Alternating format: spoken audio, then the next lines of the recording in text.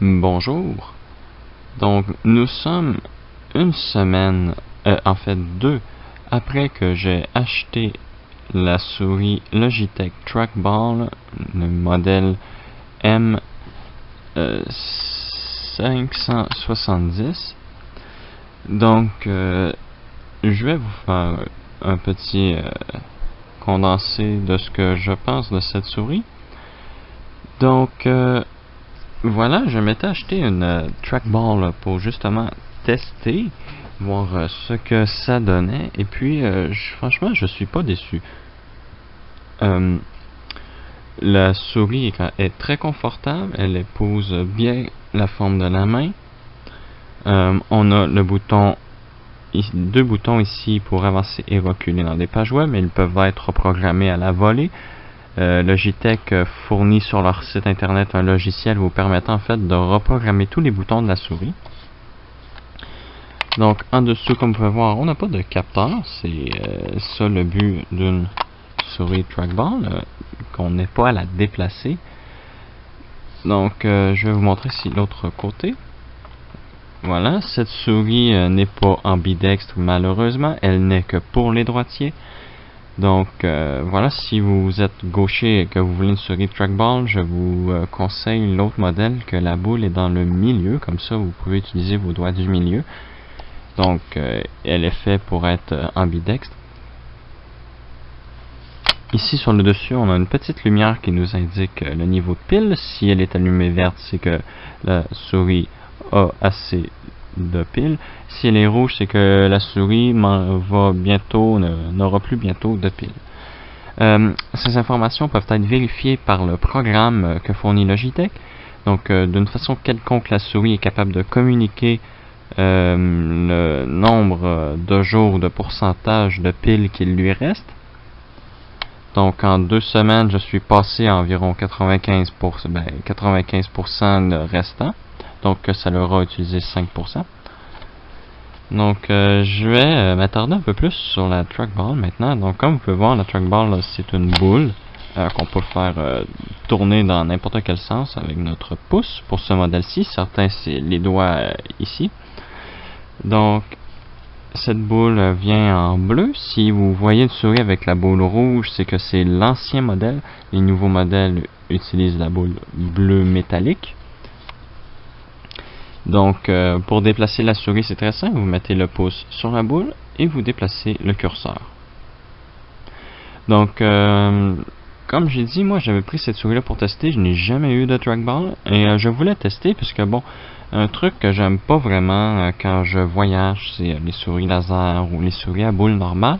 C'est qu'on a besoin d'une surface pour les utiliser, tandis que celle-ci, si je veux, je peux l'utiliser dans les airs, me promener avec la souris, cliquer, déplacer la roulette et faire tout ça. Donc voilà, ça c'est pratique. Je peux le mettre sur ma jambe ou sur le bras d'un sofa. Donc c'est vraiment une souris très portative.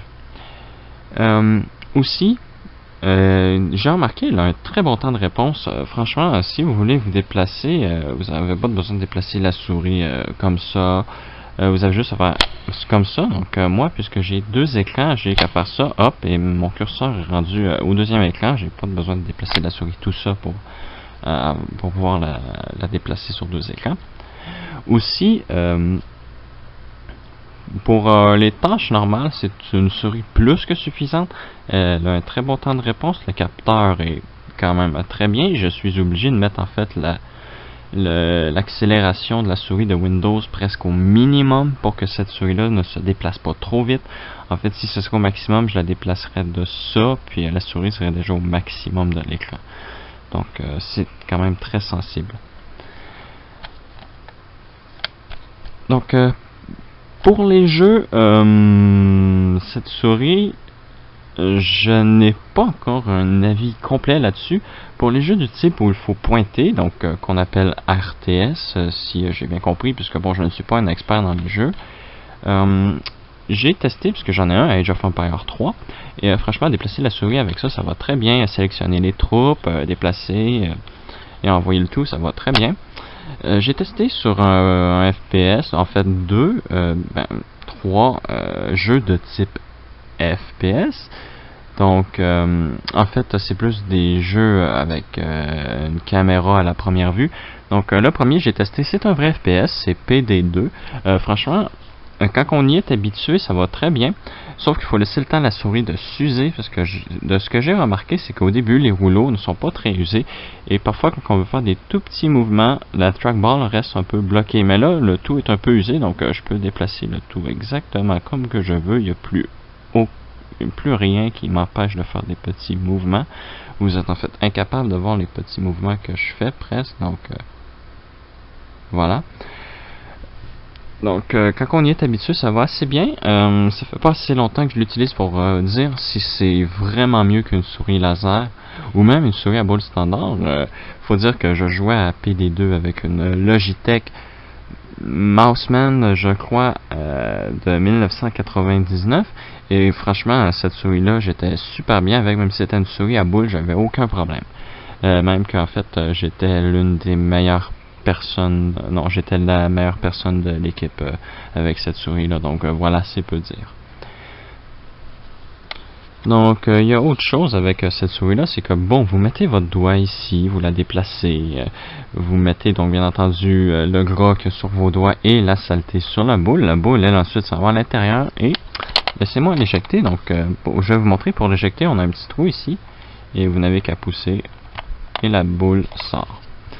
Donc, là, le problème, c'est qu'il faut nettoyer la souris. Donc, moi, je la nettoie aux 2 jours à peu près, puisque je ne suis pas habitué à ce que les rouleaux soient un peu moins libres. Pas que le mouvement est par à-coup, mais le simple fait que je dois appliquer un peu plus de force pour tourner la boule, je n'y suis pas habitué. Donc, je me dois de nettoyer les petites billes ici à l'intérieur, au moins une fois ou 2 jours, pardon. Ici, on peut voir le capteur. Donc, il est dit que ce capteur fonctionne avec une technologie laser, mais en fait, je ne vois pas le laser. Peut-être que le faisceau est si mince qu'il est invisible à l'œil nu, ou qu'il utilise un laser invisible à l'œil nu, ça se pourrait. Donc, ici, juste en dessous, on a le capteur. Le capteur est censé avoir une résolution de 580 dpi, mais franchement, avec la trackball, la résolution est bien plus haute, puisque comme je vous l'ai dit, je n'ai qu'à déplacer de ça, puis je peux me déplacer de l'écran au complet si je veux. Donc, voilà. Sinon, j'adore cette souris. J'ai un léger problème, en fait. C'est que la distance que fonctionne le capteur n'est pas celle qui est indiquée, pardon. Logitech dit que la souris peut fonctionner jusqu'à une distance de 10 mètres. Mais moi, avec simplement du bois entre le capteur et la souris, c'est juste pour dire si j'arrive à faire 2 mètres. Donc, je ne sais pas si c'est un problème de capteur que j'ai dans ma souris ou dans mon capteur. J'ai essayé avec un autre capteur, puisque ce n'est pas le premier périphérique Logitech que j'ai avec le capteur Unified. Donc, j'ai essayé qu'un autre. Il va un peu mieux, mais j'ai plus l'impression que c'est le capteur de la souris qui n'est pas des plus puissants. Mais quand il n'y a pas d'obstacle, on peut quand même aller très loin, mais les obstacles brouillent très facilement le signal. Donc, voilà. Donc, je crois qu'après 8 minutes de vidéo, on peut en arriver à la conclusion. Donc, franchement, cette souris-là a été très bien. Ça m'a repris une semaine à m'y habituer. Puis, franchement, je le regrette pas. Je n'ai plus mal au poignet, ni au bras. Le pouce s'est habitué assez vite à bouger, puisque bon, les 2-3 premières journées, j'avais mal au pouce ainsi qu'un peu à l'arrière, mais maintenant, mon pouce est habitué de bouger, puisque bon, puisque je ne suis pas un joueur console, mes pouces ne sont pas habitués à fonctionner avec un joystick, par exemple, donc il ne bouge pas extrêmement. Et quand j'utilise les seules consoles que je joue, c'est par exemple ma NES, et ça demande à ce pouce-là d'être utilisé. Donc, cette manette-là ne peut pas fonctionner avec ce pouce-là. Cette souris-là, pardon. Donc, comme j'ai dit, cette souris-là est pour les droitiers seulement. Il faudra que vous vous y habituez, puisque, bon, vous n'êtes pas habitué à bouger le pouce. Mais au final, je peux dire que ça fait beaucoup moins mal. Je peux passer beaucoup plus de temps à jouer à des jeux sans avoir mal au poignet. Seul problème, c'est que il faut absolument que je repose sur une surface plane. J'ai remarqué ça. Si je dois bouger le pouce comme ça, avec le bras levé comme ça, j'aurai quand même assez mal. Mais quand il est au repos, franchement, c'est merveilleux. Ça va extrêmement bien. Donc, est-ce que je recommanderais cette souris? S'il ne serait pas vendu à 60$, oui. Mais elle est vendue 60$, du moins ici au Canada, et franchement, c'est beaucoup trop haut. Si je l'ai acheté, c'était simplement pour tester, et je ne le regrette pas, donc je garderai cette souris, bien entendu. Mais, si vous êtes sur un budget très peu élevé, prenez une souris laser, à moins que vous ayez vraiment des grosses douleurs au poignet ou au bras. Moi, comme par exemple, après quelques jours d'utilisation, je n'ai plus mal au bras ou au poignet. Donc, il faut juste que votre pouce s'y habitue. Donc voilà, cette souris-là est très bien si vous voulez, tester, même si, comme j'ai dit, 60$, c'est pas donné. Si Logitech pourrait descendre le prix à au moins 40$, ce serait déjà beaucoup mieux, puisque on a des souris qui sont de jeux qui sont beaucoup mieux et qui offrent beaucoup plus de possibilités pour le même prix. Donc, l'avoir à 40$ serait quand même beaucoup mieux. Donc, en espérant que vous ayez apprécié cette vidéo de présentation sur la souris Logitech M570 de Logitech, et à la prochaine.